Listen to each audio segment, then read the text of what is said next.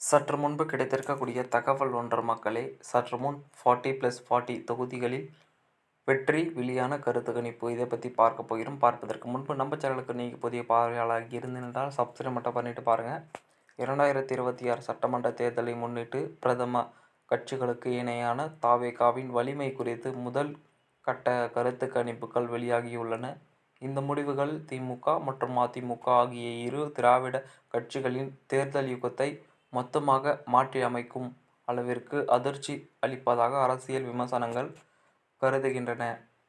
இதனையடுத்து ஊடகங்கள் மற்றும் அரசியலில் பேசுவது என்னவென்று பார்த்தால், விஜய் அரசியலுக்கு வந்தார் என்பதை மட்டும் அடிப்படையாக கொண்டு நடப்பதை தவிர அவருடைய முழுமையான அரசியல் திட்டங்கள், அதாவது என்னவென்று பார்த்தால், இது ஒரு முழுக்க முழுக்க ஒரு விஷயமாகத்தான் இருக்கிறது. அரசியல் விமர்சனங்கள் மற்றும் உள்ளூர் ஊடகங்கள் மத்தியில் தற்பொழுது பரவி வரும் ஆரம்ப கட்ட கருத்து கணிப்பு முடிவுகள் தமிழக வெற்றி கழகத்தை தாக்குவதை எதிர்த்துதான் இருக்கிறது.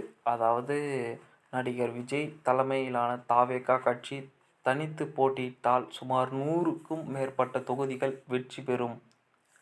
திமுக மற்றும் அதிமுக கோட்டை வாக்குகளை பிரிப்பதன் மூலம் தனி பெரு எதிர்க்கட்சியாக உருவெடுக்க வாய்ப்புள்ளது. மாறாக தாவேகா கட்சி அதிமுகவுடன் கூட்டணி அமைத்தால் அந்த கூட்டணிக்கு 150க்கும் மேற்பட்ட இடங்கள் கிடைக்கும். திமுகவின் வெற்றியை தடுத்து முழுமையாக ஆட்சியை பெறுவதற்காக வாய்ப்புள்ளதாகவும் அந்த கருத்து கணிப்புகள் தெரிவிக்கப்படுகின்றது. ஏனென்று பார்த்தால், இந்த முடிவுகள் தாவேகா தேர்தல் முகம் இன்னும் முழுமையாக வெளிப்படுத்தவில்லை.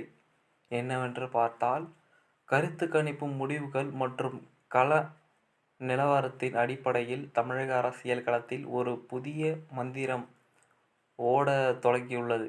விஜய் இல்லாமல் இந்த முறை ஆட்சி இல்லை. அதாவது எந்த ஒரு பெரிய கூட்டணியும் அல்லது தனி கட்சியும் தாவேகாவின் ஆதரவு இல்லாமல் சட்டமன்ற தனி பெரும்பான்மை எட்டியுள்ளது என்றுதான் எதிர்பார்க்கப்படுகிறது.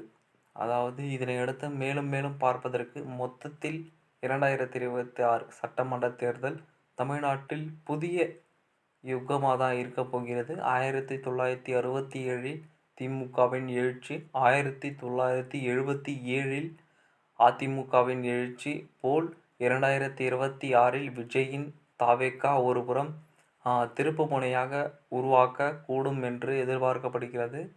அதாவது இதனையடுத்து தமிழக அரசியல் ஒரு புதிய நிலையற்ற ஒரு விஷயமாகத்தான் கருதப்படுகிறது. பொறுத்திருந்து பார்ப்போம் என்ன மாதிரியான விஷயங்கள் நடக்கப் போகிறது என்று. நம்ம சேனலை சப்ஸ்கிரைப் பண்ணிட்டு சேனலை இணைந்திருங்க. நன்றி, வணக்கம் மக்களே.